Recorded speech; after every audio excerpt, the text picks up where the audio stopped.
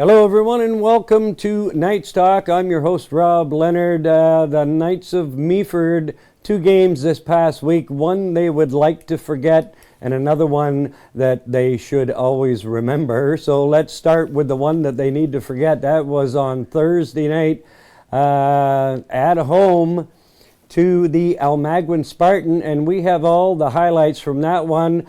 Gord Chapman, play-by-play announcer at the helm for this one.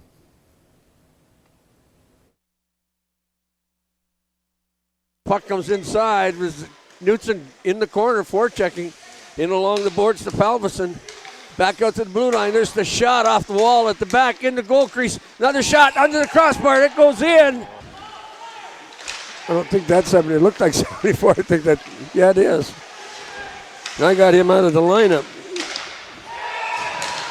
Another goal. Zone.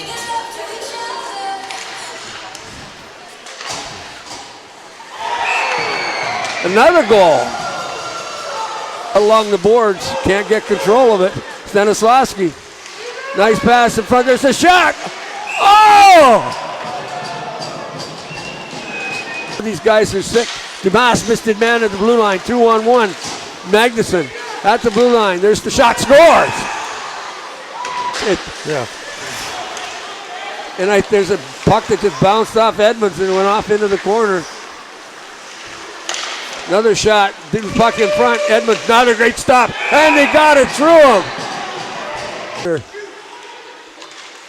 Better moves on Dancing with the Stars when they've had somebody hogs onto him like that, too. You know what you think? Puck is in front. Hey! There we go. Kathy, we're going to really roast her, aren't we? At least you're winning in the period, right? Yeah, exactly. Oh, nice play as Anat tried to set it up and sliding across together was big number 86, Eastall. There we go. Another shot from there it is. There we go. 6 attackers. As Long comes in on goal, takes score. There we go.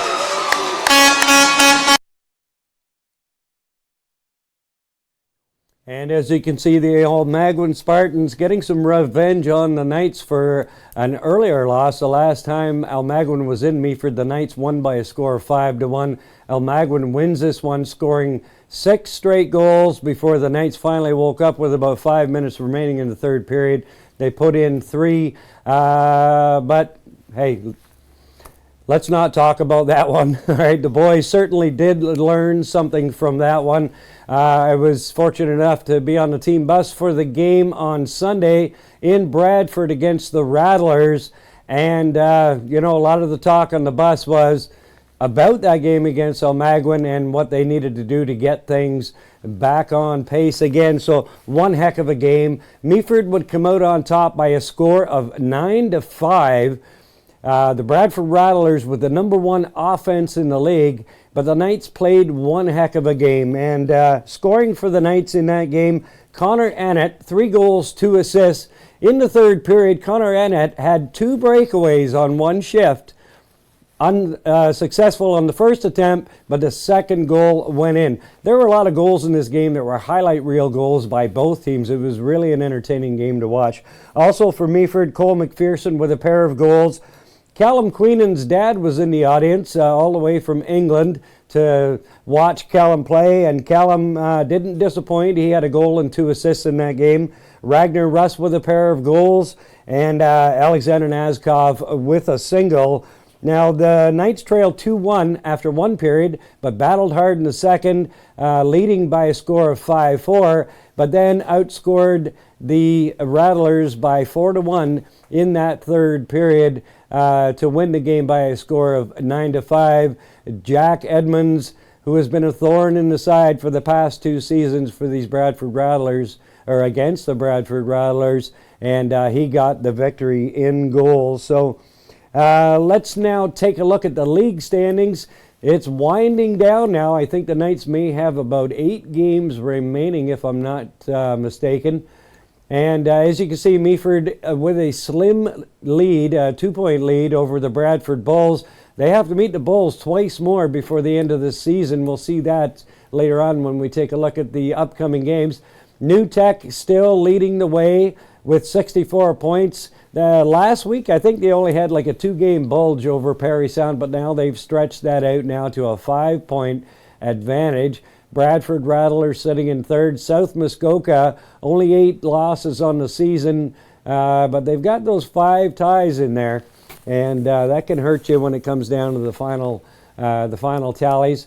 Almaguin had a 10-game winning streak going earlier in the season, dropped a few in a row. Looks like they're back on the upswing, heading towards the playoffs. Temiskaming only 1 point behind them, so the big battle going on now between Meaford and Bradford for 7th and 8th spot. Now, as you can see at the bottom of the list, the Orangeville Ice Crushers have indeed folded, and sorry to see that happen. Jeff Oliver, head coach GM, went in there to try and salvage a season after some issues that they had going on a couple of months ago, but they decided to fold the team for this season. Had a chance to speak with Jeff at the game in Bradford, and he was quite upset. He said he did everything he could, but the interest just wasn't there from the players anymore to continue on. So the only choice he had was to fold. So anyway, let's take a look now at the Knights' leading scorers.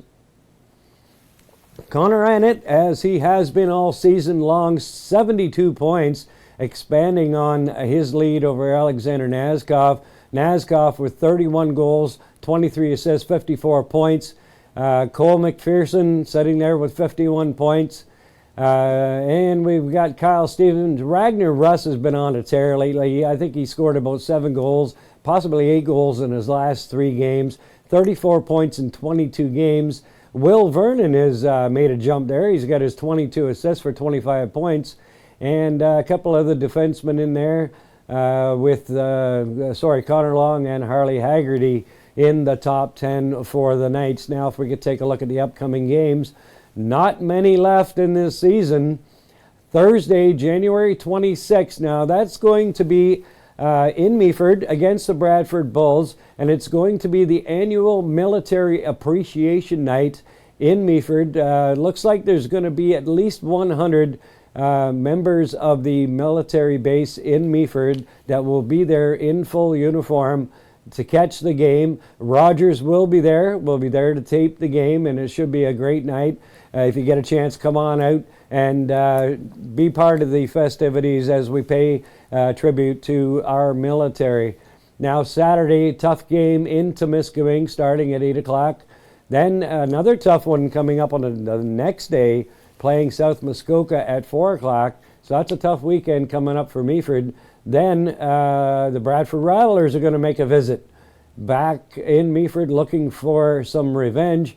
And they're going to finish off the season all Bradford. They got the Bulls twice and finishing up against the Rattlers in Bradford again at 7:30. So we don't have a Meet the Knights for this week, so I have to make a birthday wish. Kathy Parrish celebrated a birthday at some point through this week, not sure exactly what day it was. Wife of head coach Nathan Parrish. Kathy, happy birthday to you, class lady.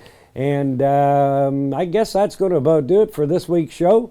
I'm Rob Leonard for producer Mark Perry, and we have Jeff Chapman taking care of all the audio stuff back there to make sure I sound good. We'll see you next time on Knights Talk.